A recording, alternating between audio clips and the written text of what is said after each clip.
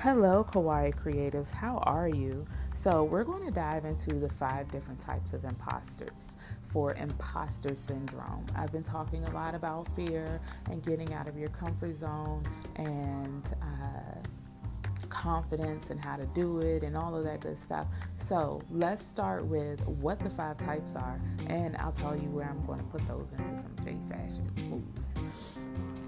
So let's just go ahead and do a recap right quick. Fear, false evidence appearing real, is definitely a confidence killer. And you can put yourself on a fast track by putting yourself 10 toes down and just doing the damn thing. But sometimes we actually have to work up to that, which means doing the inner work and actually identifying who you are. Who are you now and where you want to be? What you desire, and how are you going to get there? So let's start with who we are and start with owning some of our imposter types. So here are the 5 different types of imposters: the perfectionist, the superwoman, the natural genius, or the great mind as some people call it, the soloist, and last but not least, the expert. I'm going to go ahead and tell you now, if you haven't heard the last podcast as we talk about 28 days of J fashion, of black J fashion, I'm all 5. We're going to go through all 5 with fashions. But right now, I just want to pinpoint all 5 so you could do some work with yourself. That way, as we go through the fashions and how I work through imposter syndrome, if you see yourself, then you can high 10 yourself. That's a double high 5. You can high 10 yourself. You could do a freeze frame high 5. You can slow it down and you can see where you need to make adjustments so that you actually build your confidence to get out of your comfort zone. We're not going to hang out in the fear zone forever. No. So here we go. The perfectionist. The perfectionist sets excessively high goals for themselves, and when they fail to reach that goal, they double down on the self-doubt. They can also be control freaks, feeling like they want something done right and right away. And if they can't get it done the way that they see fit, the way they think it should be done, forget just wanting the help. They will do it themselves. So, if that resonates at all, dear friends, then definitely you are a perfectionist. As again, I'm already telling you, I'm all 5 types. Every so often I'll have a funny story, maybe not. But I can definitely tell you, I yell about being OCD all the time. I'm wholly a perfectionist. But here you go. Here's some identifiers. If you've ever been accused of being a micromanager, if you've ever had difficulty delegating anything or felt disappointed with the results, when you miss insanely high marks on something and you just feel like the world is going to crumble around you and you have to ruminate or think on it for days. And if you feel like you have to be 100% perfect 100% of the time. Now there, I'm just going to remind you that anything that is perfect is finished. It's one of my favorite songs by Madlib. Shadows of Yesterday is the song, but he reminds us that anything that is perfect is finished, and it's dead. It's done. That's yesterday's news. So if you perfected it, then it's probably time to move on and challenge yourself to something else. But I say that if it's something that you're growing in, you're probably never going to reach perfection. That's totally a false narrative. So here's some ways we can work through it. We can learn to take our mistakes in stride. We can view them as a natural part of the process so that we can grow. Failure is key to growth and key to learning. In addition, we could push ourselves to actually act before we're ready. Go ahead and force ourselves out there for a project that we've just been thinking about and planning and over planning and overthinking and thinking and planning and over perfecting. Put it out there. Why? Because progress is better than perfection. That's something to actually remember. Progress and getting it done is better than perfection. You can always go back and kaizen some shit. You can always go back and tease it out, but progress is going to be so much better than perfection. Okay? Now, here we go. Superwoman, Superman. Hey now. I think a lot of us have capes, as we say, when it comes to this, but The superwoman or superman often pushes themselves to work harder and harder to measure up.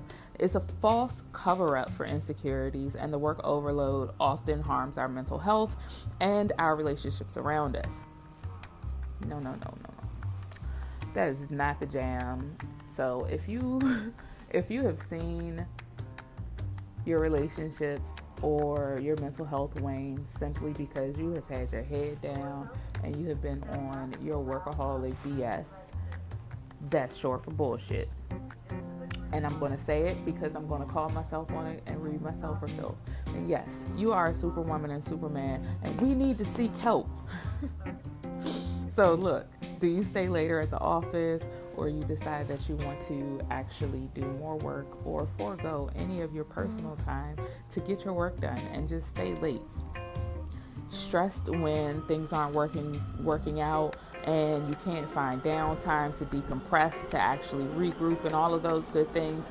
You've actually put your hobbies, your passions, things that keep you well and alive to the side and sacrifice them for work.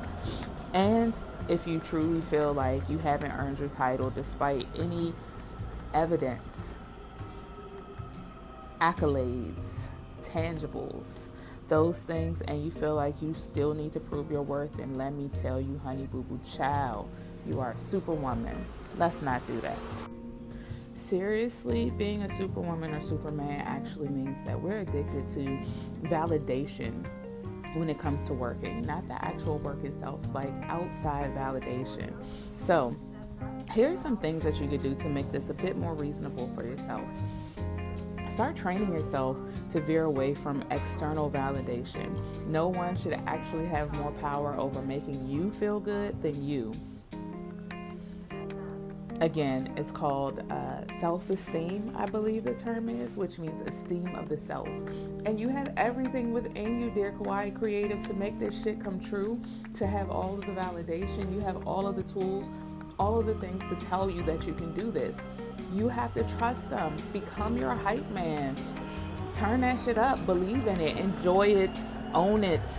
So just remember that it's self-esteem, which means that it's esteem of the self. It is literally you empowering yourself to be able to get the things done.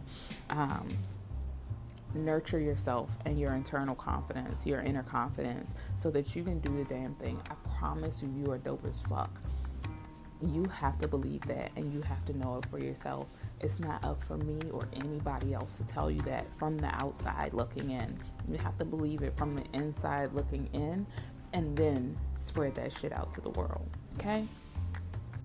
All right. So next up we have the natural genius or the great mind. So these imposter types judge their competence based on ease and speed as opposed to their actual efforts. So they set their bar impossibly high, similar to the perfectionists, silly types we are. But also we base our ridiculous expectations on getting things done right the first time. Seriously.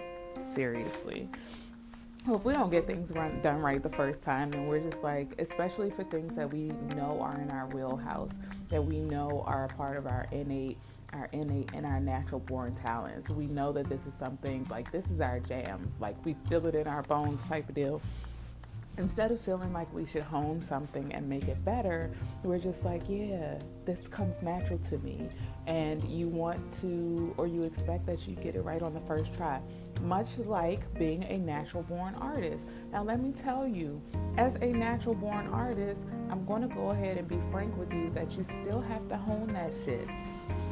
I can't spit out a portrait for shit, but naturally, in my bones, I am completely and wholly an artist. Does that mean that I can't do it? No, it's very natural to me to create art. But if I want to be able to create that type of art, then I have to hone my skills.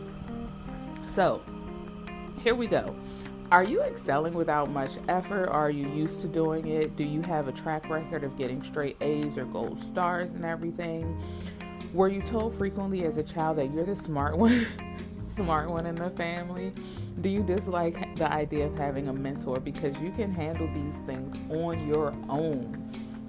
faced with setback, your confidence will tumble because you're not performing well? Or do you just often avoid challenges because it gets uncomfortable to try something that you're not great at all? Dear creative, if this resonates with you, hey friend, hey, you know what it is. So look, here's some things that you could do to work this out if this is you. See yourself as a work in progress. Again, anything that is perfect is finished. So if you're a living, breathing being, if your business is living and breathing, if your fashion journey is living and breathing, it is always going to change. It is going to evolve. That is what we are meant to do. That is what your art is meant to do. That is what your voice is meant to do. That is what everything that is around you is meant to do. We are meant to cope and learn and cope.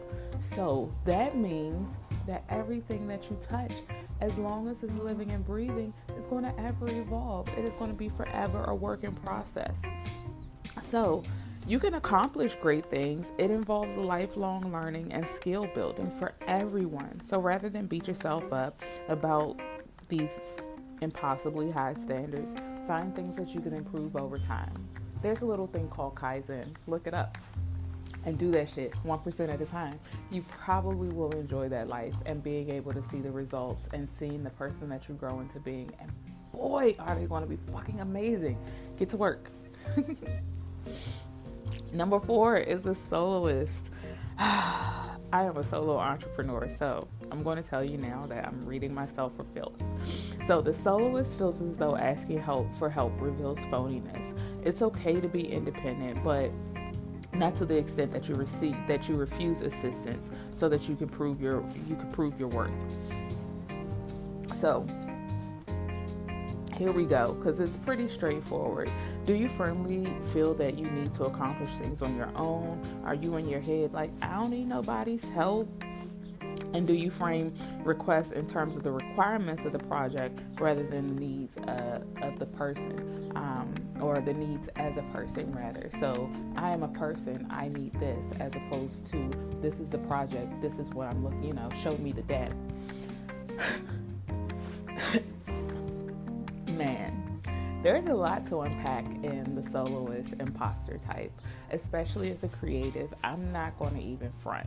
The reason that I'm a solo entrepreneur is simply because I have trust issues with people. I've been burnt enough. Part of it is because I didn't know my ask. I didn't know exactly what I was asking for. I knew the results that I wanted. I didn't know how to actually communicate what I needed. So in that particular space and being burnt, bottom line, being messed up a lot of times, people not following through with things, you try and work with people, you find out you're not on the same page. There's a lot to unpack in why we choose, or why there's a soloist imposter type. A whole lot to unpack there. Like I said, I'm not even on the front. I'm a solo entrepreneur, but I'm not going to say I'm not working on it, because also as a business owner and somebody who wants to live her greatest life for her own wellness and show up for herself first, that means that I have to balance some things out. So I have to chuck that imposter type to the side, get over myself, do this little exercise that my friends and I do together called Fuck Your Feelings, and I'm going to have to learn how to put out ask. I would challenge you to do the same thing. Find things that you need help with. Find out what you need help with and ask for help. It doesn't have to be anything big. It can be, the smallest things.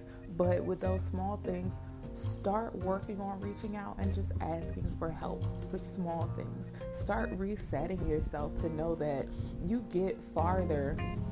There's an African proverb: if you want to go far, go together. If you want to go fast, go alone. Let that sink in. Like, sit with that. Write it somewhere. Remember it. All that good stuff. Because sometimes you're going to need people to be able to go far, and you're going to have to chuck that soloist type imposter. Again, I am setting myself on this table as a living, breathing example of what it looks like to be a soloist and to actually work through it. So there's that. And the last but not least is the expert. Jesus Christ. The expert is funny. The expert measures their competence based on what and how much they know or can do. They believe that they will never know enough, and the fear is being able to be exposed for being inexperienced or unknowledgeable. Pretty much a know-it-all. Let's just call a spade a spade. Okay? So the expert is pretty much a know-it-all. Do you shy away from applying for job postings unless you meet every single educational requirement? This goes for opportunities as well. If you shy away from opportunities because you feel like you haven't checked every single box, that is also valid, or that is also comparable. Are you consistently seeking out training, certifications because you think you need to improve your skills or in order to succeed?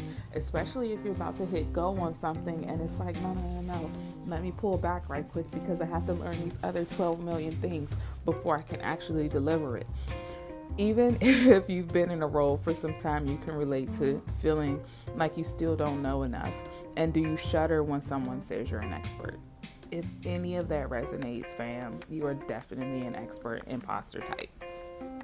It's true that there's always more to learn, but here's the thing, experts, if we take it too far, there's a tendency to endlessly seek out information, and that is just a form of procrastination. So instead of just doing it, you're like, no, but I have to pile all this stuff on. I'm going to tell you one more funny story as I actually start reaching towards opening the doors to my You May Create coaching program.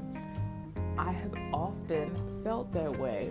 My mentor has been getting on me.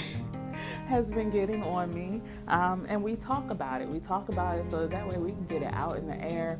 I can hear a different perspective, and I can be offered different insight into what I'm thinking so that I can get out of my head and get on with the job and the task at hand, because some creative somewhere needs me. I can't let my expert and my whole I don't know everything actually get in the way.